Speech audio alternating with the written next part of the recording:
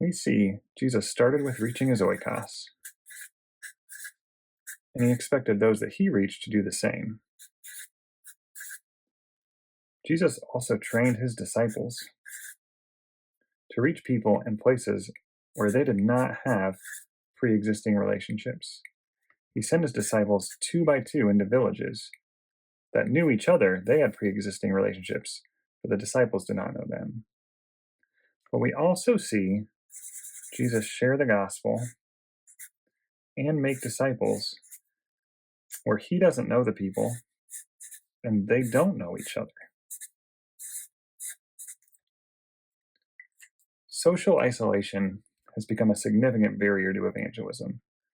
The American Surgeon General has even called it an epidemic. Only half of Americans claim to have more than 3 close friends. This increased isolation presents a challenge for those seeking to share the gospel and build communities of faith.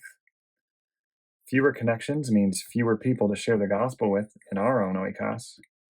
And then there are less connected modern villages, or as we call them, BLT communities, out there to find.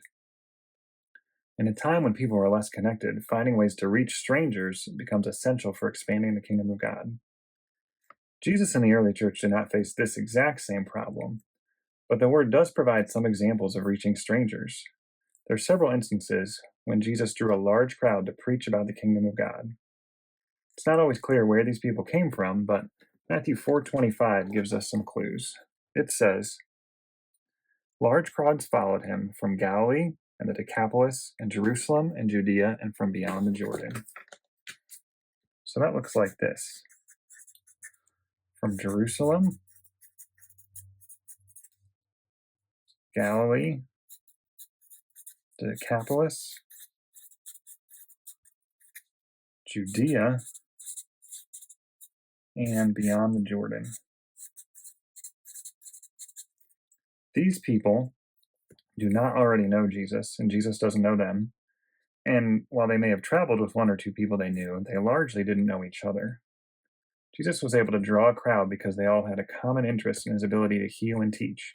And after drawing them in, he could preach to them about the kingdom of God as he did everywhere he went in his ministry. While this is not a one-to-one comparison to the socially isolated context we have today, we do see that drawing a crowd and using that as a starting place to share the gospel can be an effective strategy for multiplication. Many churches and ministries already do outreach events. The important thing is to be intentional with these events so they contribute to a disciple-making strategy.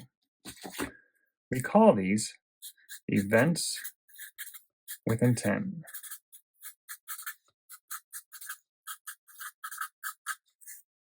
For outreach events to be effective in reaching strangers with the gospel, building community, and making disciples who make disciples, they should meet the following 3 criteria. They should be frequent.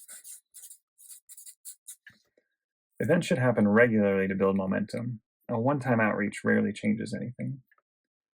Second of all, they should be intentional. Every event must have a clear purpose that's tied to disciple making with a concrete plan for follow-up. And then lastly, they should be targeted. Events should be relevant to the specific context and people that you're trying to reach. FIT. So we want events with intent to fit into a movement strategy. Let's look at a couple examples of events with intent and see how they fit. In Houston, there's a ministry that runs events called Hip Hop Hope. And they use this strategy to reach apartment complexes. Christian rappers go in and perform at these complexes. They draw a crowd with their music. Volunteers play games with kids. Artists share their testimonies and the gospel, and they invite people to follow Jesus. But they don't stop there. They follow up with the youth and families, starting Discovery Bible studies and even planting churches within the apartment complexes.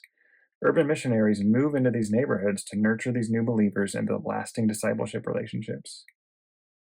So let's see. These events are frequent. They happen every 1 to 2 weeks in apartment complexes or neighborhoods until a Discovery Bible study or church takes root. They're intentional. The missionaries go to those communities to build ongoing relationships and to disciple people after the event. And they're targeted. Hip Hop Hope was culturally relevant. It leverages music and creativity to engage low-income neighborhoods effectively. Another example that we see a lot from churches is a kids' Bible club. Maybe a VBS is sometimes what it's called. And it's usually targeted to children and families. There's often an intention to at least share the gospel, sometimes not very much follow up. But normally the frequency can be missing. They can be one-time events. Could you start a kids' Bible club that has more frequency and more intentionality to share the gospel and have paths to discipleship? One kingdom worker started a backyard Bible club and held it weekly, so it was frequent. She mobilized other believers so she could be more intentional in having conversations with parents. And some of the parents came to Christ, and a simple church was formed, just by adding a little frequency and a little more intentionality. Or another example that is happening all over is a ministry that feeds the poor. They're open, most food pantries or other ministries are open frequently to feed the poor. They're targeted to the people that are in need, but sadly, many of them are not intentional, even to share the gospel, let alone seek to follow up with discipleship. What could you do to be more intentional? A laborer in Chicago started a weekly meal for asylum seekers. It was targeted, it was frequent, but then he was very intentional to include time in the Word and even training on how to be a disciple and gather as a church. Out of this effort, there have been over 80 baptisms, just out of this one event with intent. And one more example is just something anyone could do: dinner and a story.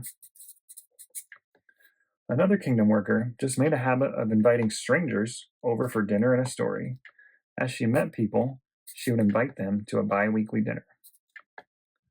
At the end of the meal, they would do a simple discovery Bible study. That was part of the original invitation. Come eat a meal and we'll study the Bible. It was intentional.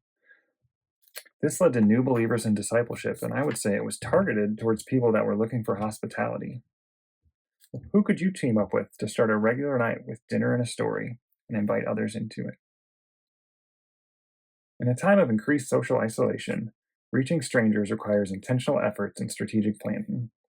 You could do something as big as a block party or as simple as dinner and a story. By drawing people into crowds, creating targeted and frequent events with intent, and making sure we include a follow-up plan for discipleship, we can overcome these barriers and build new networks, relational networks, to share the gospel. So now it's your turn. What's one event with intent that you could start or maybe reshape one that's already existing? Could you host a regular dinner or organize a neighborhood service project, or maybe adapt an existing outreach to be more intentional with gospel and discipleship? Find a partner, train them in these concepts, and then take time to pray, plan, and act. Let's seek to create spaces where strangers can become friends, these friends can hear the gospel, disciples can be made, and new churches can be planted.